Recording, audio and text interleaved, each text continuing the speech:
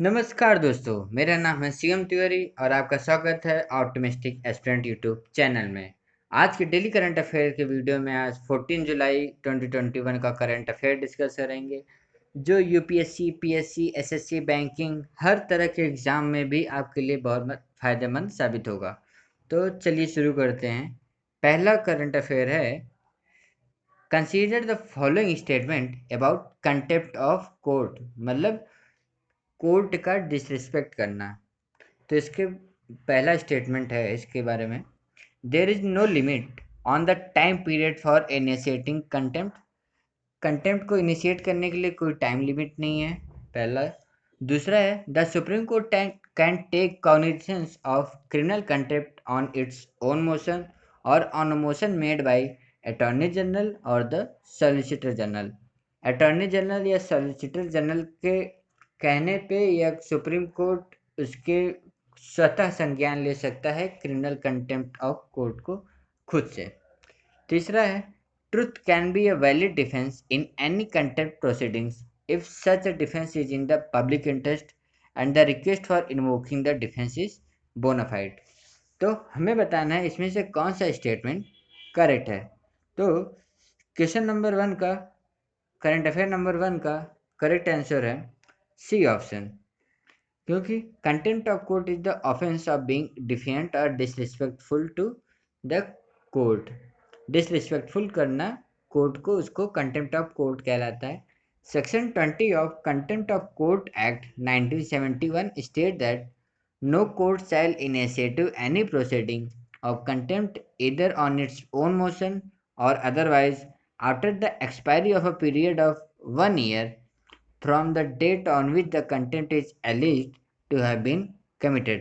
तो यहाँ पे 1 year का टाइम लिमिट दिया हुआ है, ठीक है। और द सुप्रीम कोर्ट और High Court can take the cognizance of the criminal contempt on its own motion or on a motion made by the attorney general और solicitor general। तो इसका करेक्ट आंसर है सी, 2 and 3 ओनली। सो पहला गलत है, दूसरा तीसरा दोनों करेक्ट है। तो दूसरा करंट अफेयर है, with reference to the red sanders which of the following statement is are correct. It is endemic to the Western Ghats.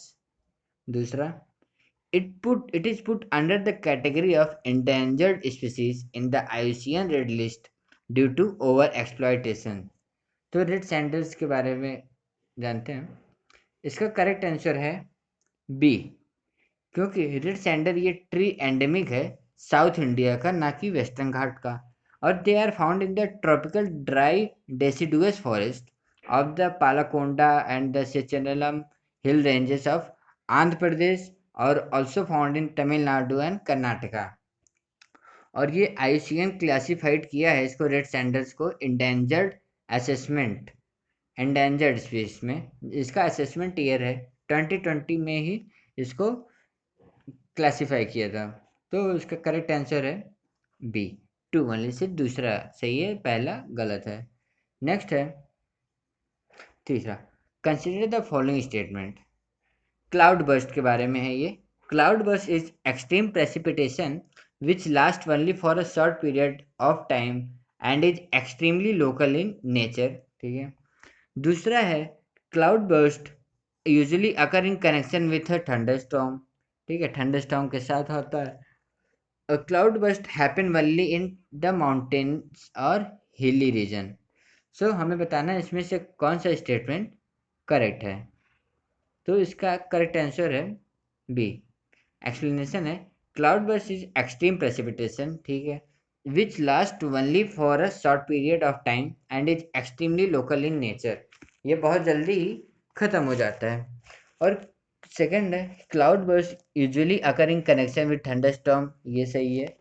While there is a greater probability of cloudbursts occurring in the mountains and hilly region, mountain और hilly region में बहुत probability है cloud burst होने का, लेकिन यह plane में भी अकर हो सकता है, ठीक है। सो इसका करेक्ट आंसर है बी, 1 और 2, दोनों ही ऑप्शन करेक्ट हैं, बस तीसरा ऑप्शन गलत है कि यह माउंटेन और हिली रीजन्स में ही सिर्फ नहीं करता कर, ठीक है। नेक्स्ट है, four question, which of the following statement is are correct. हमें बताना है the cool temperate continental Siberian climate is experienced only in the northern hemisphere. ठीक है। The cool temperate western margin British type regions are under the influence of the westerlies all around the year. इसके options हैं,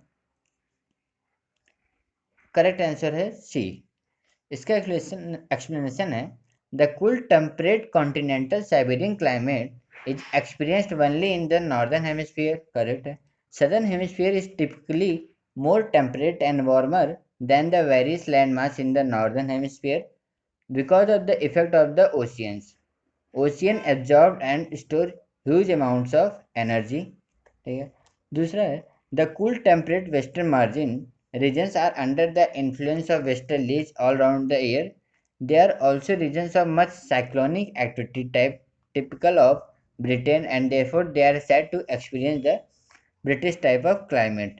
So इसका correct answer है सी, दोनों option both 1 and 2। Fifth है Kalamkari painting refers to, ये UPSC 2015 का भी question है। It is a hand painted cotton textile in south India. It is a handmade drawing on bamboo handcrafts in north east India. C, a block painted woolen cloth in western Himalayan region of India. D, a hand painted decorative silk cloth in northwestern India. So इसका correct answer है A, क्योंकि Kalamkari is a type of hand painted और block printed cotton textile produced in Andhra Pradesh. only natural dyes are used in Kalamkari. So इसका correct answer है A, a handed painting cotton textile in South India. So sixth है question, under article 19(2) of the Indian Constitution, the legislature can impose certain restriction on free speech in the interest of, पहला है security of the state, friendly relation with foreign state, contempt of court, incitement to an offence. So इसमें से sir correct answer हमें select करना है। इसका correct answer है D option, 1 2 3 4 चारों ऑप्शंस करेक्ट है, क्योंकि under Indian law the freedom of speech and the press do not confer an absolute right to express one thought. हमें एकदम से पूरा खुली छूट नहीं है, फिर भी कुछ रिस्ट्रिक्शंस हैं। जैसे कि अगर बात आ जाती है सिक्योरिटी ऑफ द स्टेट की, फ्रेंडली रिलेशन हो फॉरेन स्टेट से, तभी भी हमको जो है फुल फ्रीडम ऑफ स्पीच नहीं है। और पब्लिक ऑर्डर में जैसे डिसेंसी और मोरालिटी हो, कंटेप्ट ऑफ कोर्ट हो, डिफेमेशन हो, इंसाइटमेंट टू एन ऑफेंस हो, और सॉवर्निटी या इंटीग्रेशन ऑफ इंडिया के अंडर में यह रिस्ट्रिक्शन लगा सकता है हमारा इंडियन लॉ। जो क्लॉज 2 है आर्टिकल 19 का ऑफ इंडियन कॉन्स्टिट्यूशन का, ये इनेबल करता है लेजिस्लेचर को to impose certain restriction on free speech under following these. So next है consider the following statement regarding methanogens. Methanogens are microorganisms that are capable of generating methane as a metabolic byproduct। ठीक है, वो खुद generate कर सकते हैं methane को। They are found in swamps, dead organic matter and even in the human gut. Third है they can not survive in high temperatures. So इसका करेक्ट आंसर है बी, 1 and 2। तीसरा गलत है, क्योंकि माइक्रो ऑर्गेनिजम्स जो मैथोजेंस होते हैं वो कैपेबल होते हैं खुद मीथेन जनरेट करने को मेटाबॉलिक बाई प्रोडक्ट के द्वारा। ठीक है, और वो फाउंड होते हैं स्टैम्प्स में, डेड ऑर्गेनिक मैटर में भी, और ह्यूमन गट में भी फाउंड होते हैं, और वो हाई टेम्परेचर में भी सर्वाइव कर जाते हैं। सो इसलिए थर्ड ऑप्शन इसका गलत है। सो नेक्स्ट है question number 8, consider the following statement regarding cooperative societies in India. पहला है cooperative are enterprises which are owned, control and run by its member. Second है the cooperative societies emerged only after independence in India. तीसरा है in India majority of the cooperative societies are govern by laws in their respective states. तो हमें बताना है इसमें से कौन सा स्टेटमेंट करेक्ट है। सो सोल्यूशन है, सी इसका एक्सप्लेनेशन है, cooperatives are organization formed at the grassroots level by the people to harness the power of collective bargaining towards a common goal.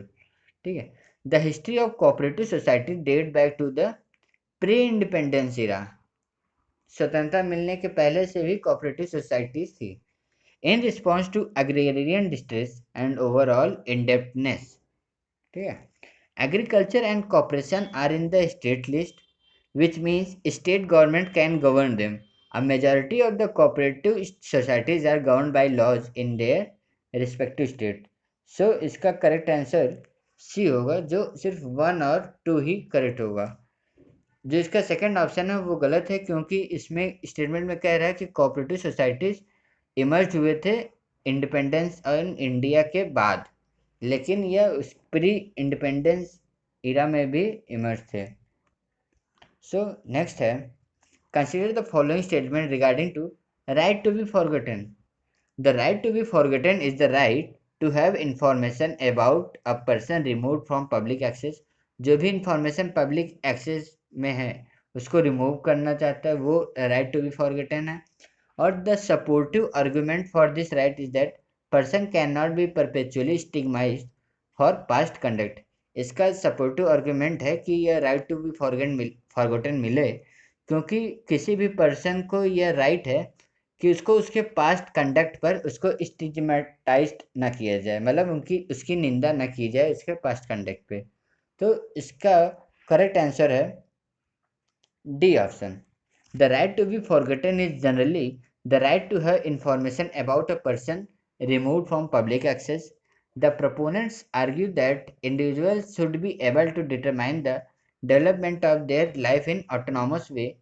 Person cannot be perpetually stigmatized for past conduct. ठीक है, तो इसका correct answer है D, neither one nor two are incorrect, क्योंकि हमें incorrect बताना था। Sorry, मैंने पहले नहीं पढ़ा। Which of the above statement is are incorrect, हमें इनकरेक्ट बताना था, इसलिए ये दोनों ऑप्शन हैं तो करेक्ट, बट इसमें इनकरेक्ट पूछा है तो ये गलत है। तो नाइदर वन नॉट टू, दोनों ही इनकरेक्ट नहीं है। नेक्स्ट है question 10, EnVision mission is an orbital mission to Venus being developed by. EnVision mission के बारे में बताना है, जो वेनस को गया था ये किसके द्वारा डेवलप किया गया था।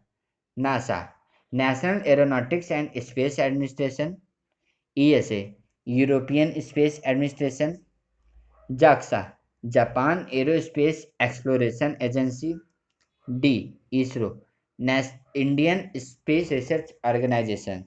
तो इसका करेक्ट आंसर है बी ऑप्शन।